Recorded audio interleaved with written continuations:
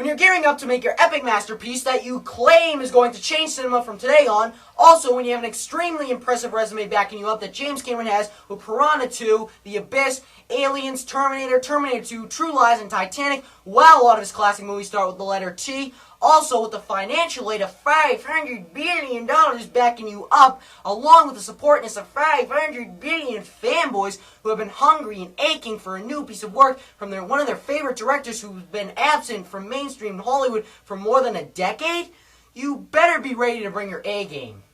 Fuck that, you better be ready to bring the fucking hurricane. And ladies and gentlemen, after just getting out of the 3D IMAX version of Avatar, the most hyped movie of probably this decade, I am proud to say he brought the fucking thunderstorm. James Cameron, great job. It's not your masterpiece in my mind, but it is an incredible fucking movie.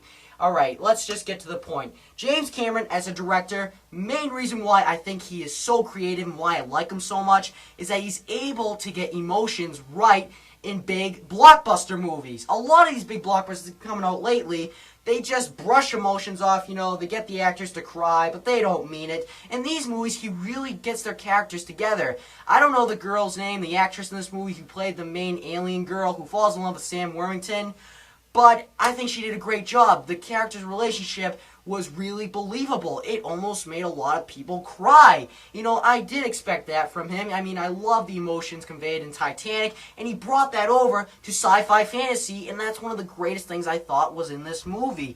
Along with the amazing special effects, it was easy to take your mind out of the story in this movie. You want to take a break from the amazing story, look at the amazing special effects, the scenery. You have to wonder how they did a lot of the stuff. Go watch the HBO special. You won't get everything out of it, but you get a lot of stuff how they did it. But still, it's just, wow! This is the Star Wars of my generation. The special effects are amazing. I love the acting in the movie. The guy who played the main general is probably the Darth Vader of this decade, at least I think. I think the guy did a great job in being a smart alecky villain, the type that I like. He really did a good job, especially in the end. That guy did a good job acting. I really liked how he turned from being a nice friend to Sam Worthington into you'll see in the movie. Also, the acting from Sigourney Weaver, I really liked her as a comic relief in this movie. I do think she's a great actress, and I really do think that she did a good job. And yet again, another James Cameron movie. So I like Sam Worthington. I wasn't overly impressed with his performance in the new Terminator movie, but I did like his acting in the movie. Maybe it was because all the other acting sucked dick in that film. But in this movie, I knew he was going to bring an A game because James Cameron wouldn't allow a new actor who he didn't think was going to bring his A game into a big budget movie like this. The acting in this movie is overall fantastic. Even the small roles are big roles in this movie. The storyline. This is the one problem people have been complaining about. The story isn't original. It borrows, in my mind, from mainly Pocahontas, the New World movie that I didn't really like. Old Native American movies. It's basically Native Americans in this film. But who cares? Star Wars A New Hope, Star Wars altogether, is one of the greatest classic sci-fi films. And it's completely unoriginal. Go watch James the Nintendo Nerd's video reviewing Star Wars. It borrows from everything. Old cereal commercials, old cereal TV shows back in the 50s. Who cares if this isn't new?